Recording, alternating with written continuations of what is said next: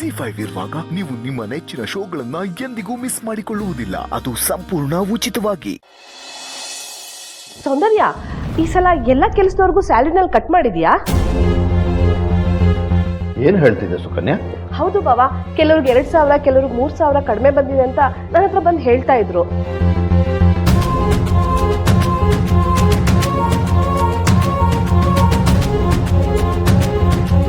ಹೌದು ಅಣ್ಣ, ನಾನು ಹೇಳ್ಸಿದ್ದೀನಿ, ಕಮ್ಮಿನೇ ಇದೆ. ಇಷ್ಟು ವರ್ಷ ಕೆಲಸದವ್ರಿಗೆ ಕೊಡೋ ಸಂಬಳದಲ್ಲಿ ಒಂದ್ಸಲನೂ ₹1 ಕಡಿಮೆ ಆಗಿಲ್ವಲ್ಲ. ಈ ಸಲ ಮಾತ್ರ ಹೀಗಾಗೋಕೆ ಹೇಗೆ ಸಾಧ್ಯ?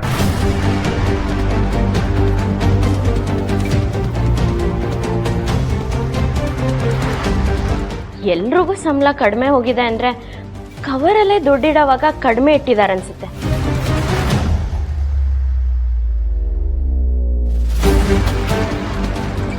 ಹಾಗಾಗೋದಕ್ಕೆ ಸಾಧ್ಯನೇ ಇಲ್ಲ. ಅದನ್ನೆಲ್ಲ ನಮ್ಮ ಅಣ್ಣನೇ ನೋಡ್ಕೊಳ್ಳೋದು. ಅಷ್ಟಕ್ಕೂ ಇದು ನಮ್ಮನೆ ಕೆಲಸದವ್ರ ವಿಚಾರ. ಅದ್ರ ಬಗ್ಗೆ ಪಂಚಾಯಿತಿ ಮಾಡೋದಕ್ಕೆ ನೀನ್ ಯಾರು? ನಾನು ಪಂಚಾಯಿತಿ ಮಾಡಕ್ ಬಂದಿಲ್ಲ ಮೇಡಮ್. ಅನ್ಯಾಯ ಆಗಿರೋರಿಗೆ ನ್ಯಾಯ ಸಿಗ್ಲಿ ಅಂತ ಬಂದೆ ಅಷ್ಟೇ.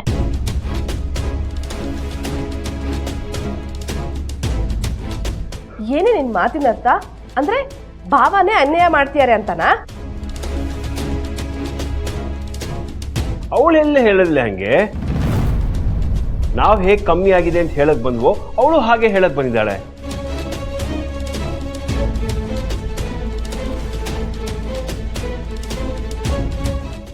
ಸಂಬಳದ ದುಡ್ಡನ್ನ ಲೆಕ್ಕ ಹಾಕಿ ಕರೆಕ್ಟಾಗಿ ಕವರಲ್ಲಿ ಇಟ್ಟಿದ್ನಲ್ಲ, ಅದೇ ಕಮ್ಮಿ ಆಯಿತು. ಅದನ್ನೆಲ್ಲ ಆಮೇಲೆ ನೋಡೋಣ. ಸೌಂದರ್ಯ, ಮೊದಲು ಎಲ್ಲ ಸ್ಟಾಫ್ನ ಕರೆಸಿ ಯಾರ್ಯಾರಿಗೆ ಎಷ್ಟೆಷ್ಟು ಕಮ್ಮಿ ಬಂದಿದೆ ಅಂತ ತಿಳ್ಕೊಂಡು ಆ ಬ್ಯಾಲೆನ್ಸ್ನೆಲ್ಲ ಕ್ಲಿಯರ್ ಮಾಡಿ.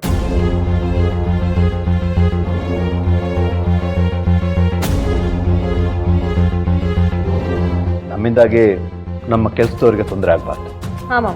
ಥ್ಯಾಂಕ್ಸ್ ಮಾವ.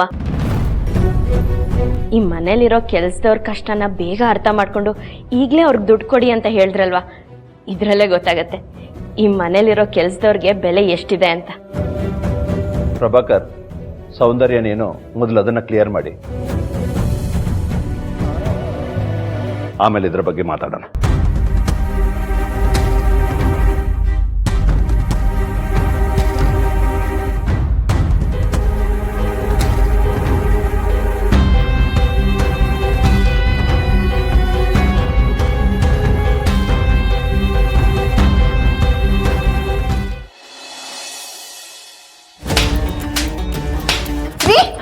ನಿಲ್ಸಿ, ಏನಾಯ್ತು ನಿಮ್ಗೆ? ಇವ್ ನಿನ್ನ ಹೆತ್ತಿರೋ ತಪ್ಪಿಗೆ ನನಗ್ ನಾನೇ ಶಿಕ್ಷೆ ಕೊಟ್ಕೋತಾ ಇದ್ದೀನಿ.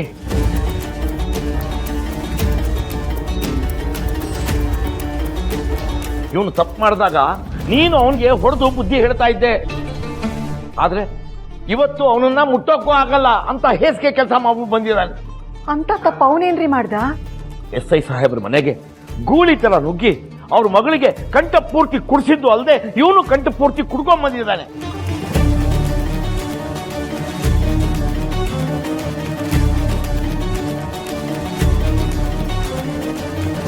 ನಿನ್ ಮಗ ಮಾಡಿರೋ ಕೆಲಸಕ್ಕೆ ನೀನೇ ಕುಮ್ಮು ಕೊಟ್ಟಿರೋದು. ಅದಕ್ಕೆ ನಿನ್ ಪ್ರಮೋಷನ್ ಲೆಟರ್ಗೆ ನಾ ಸೈನ್ ಮಾಡಲ್ಲ ಅಂತ ಕೂತಿದ್ದಾರೆ.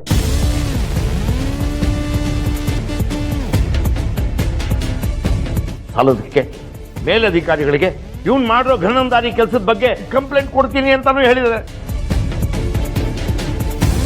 ಈ ವಿಷಯ ಸ್ಟೇಷನ್ನಲ್ಲೆಲ್ಲ ಗೊತ್ತಾದ್ರೆ ಹೇಗೆ ತಲೆ ಎತ್ಕೊಂಡು ಓಡಾಡ್ಲಿ?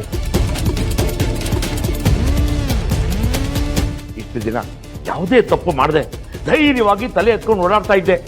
ಈಗ ಇವನಿಂದ ತಲೆ ತಗ್ಗಿಸ್ಬೇಕಾಗಿ ಬಂದಿದೆ.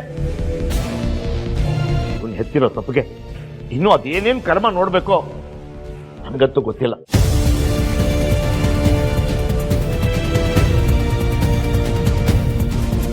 ಬದುಕಿರುವಾಗಲೇ ನರಕ ತೋರಿಸ್ತಿದ್ದಾನೆ ನಿನ್ ಸುಪುತ್ರ. ಇನ್ನು ಆ ಹುಡುಗಿ ಜೊತೆ ಏನೇನ್ ಮಾಡ್ಬೇಕು ಅನ್ಕೊಂಡಿದ್ದಾನೆ ಅವನ್ನೇ ಕೇಳು. ಅದನ್ನು ಸಾಹೇಬರಿಗೆ ವರದಿ ಒಪ್ಪಿಸ್ಬಿಡ್ತೀನಿ.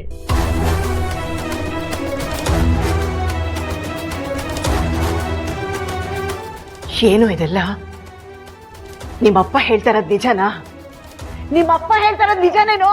ಅಮ್ಮ ಹೊಡಿಬೇಡಮ್ಮ, ನಿಜ ಏನು ಅಂತ ಹೇಳ್ತೀನಿ. ಹೇಳು. ಆ ಸಂಜನಾ ಫೋನ್ ಮಾಡಿ ಚಾಲೆಂಜ್ ಮಾಡಿದ್ಲು. ಅದೇ ಕೋಪದಲ್ಲಿ ಅವ್ರ ಮನೆಗೆ ಹೋದೆ ಅಷ್ಟೇ. ಯಾಕೆ ಹೋದೆ? ಕುಡಿಯೋದಕ್ಕೆ. ಯಾರ ಜೊತೆ? ಸಂಜನಾ ಜೊತೆ.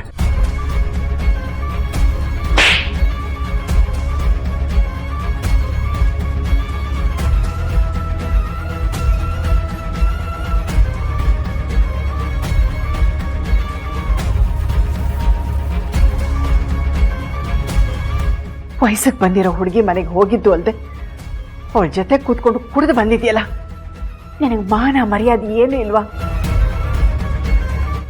ನನ್ನ ಮಗನಾಗಿ ಇಂಥ ಕಚ್ಚಡ ಕೆಲಸ ಮಾಡಕ್ಕೆ ನಿನ್ಗೆ ಹೇಗೋ ಮನ್ಸು ಬಂತು? ನಿಮ್ಮಪ್ಪನ ಮಾನ ಮರ್ಯಾದೆ ತೆಗೆಯದೆ ನಿನ್ ಕೆಲಸ ಆಗೋಯ್ತಲ್ಲೋ. ಈ ಕೆಲಸ ಮಾಡೋ ಬದಲು ಯಾವ್ದಾದ್ರು ಹಾಳು ಬಾವಿಗೆ ಹೋಗಿ ಸಾಯ್ಬಾರ್ದ?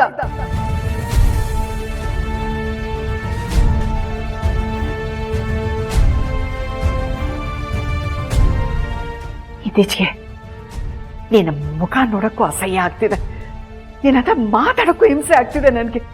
ಕ್ಷಮಿಸಮ್ಮ, ಅವಳಾಗೆ ಫೋನ್ ಮಾಡಿದ್ಲು ಅಂತ ಅವಳು ಸೊಕ್ಕಿಳಿಸೋದಕ್ಕೆ ಕುಡಿಯೋ ಚಾಲೆಂಜ್ ಮಾಡಿದೆ. ಪಂದ್ಯ ಅನ್ನೋದು ನೀನು ಉದ್ಧಾರ ಆಗೋ ಥರ ಇರಬೇಕು, ಬೇರೆಯವ್ರ ಥರ ನಾನು ಬೆಳಿಬೇಕು ಅನ್ನೋ ಆಸೆ ಇರಬೇಕು. ಅದು ಬಿಟ್ಟು ಒಂದು ಹುಡುಗಿ ಜೊತೆ ಕೂತ್ಕೊಂಡು ಕುಡಿಯೋದಲ್ಲ. ಇನ್ನೊಂದ್ಸಲ ಈ ಥರದ ವಿಷಯ ನನ್ನ ಕಿವಿಗೆ ಬಿದ್ದರೆ, ಮಗನೇ ನನ್ನ ಮಗ ಅಂತ ನೋಡಿದೆ, ನಾನು ಏನ್ ಮಾಡ್ತೀನೋ ನನಗೆ ಗೊತ್ತಿಲ್ಲ.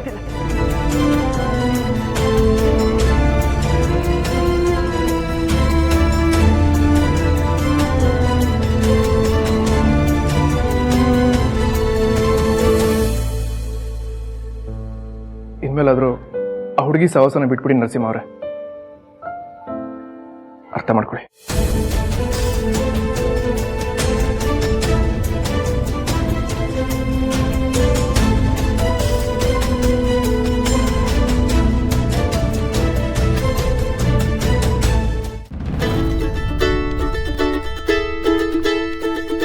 ಜಾಜಿ ಅವ್ರು ಯಾಕೆ ಫೋನ್ ಮಾಡ್ತಾ ಇದ್ದಾರೆ?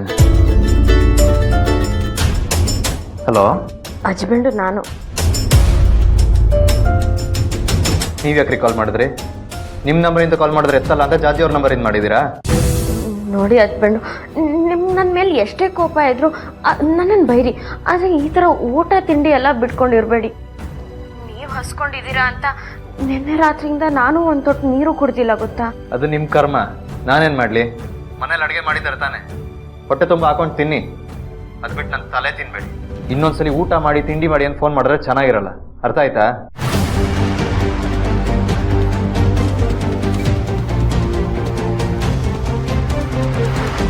ನೋಡಿದ್ರ ಅಕ್ಕ, ಅವ್ರಿಗಿನ್ನೂ ನನ್ನ ಮೇಲೆ ಕೋಪ ಹೋಗಿಲ್ಲ. ಹಾಗಾದ್ರೆ ಅವರೇನು ತಿನ್ನೋವರೆಗೂ ನೀವೇನು ತಿನ್ನೋದಿಲ್ವಾ? ಇಲ್ಲ. ZEE5 ಆಪ್ ಡೌನ್ಲೋಡ್ ಮಾಡಿ ಎಲ್ಲಾ ಸಂಚಿಕೆಗಳನ್ನು ಸಂಪೂರ್ಣ ಉಚಿತವಾಗಿ ನೋಡಿ.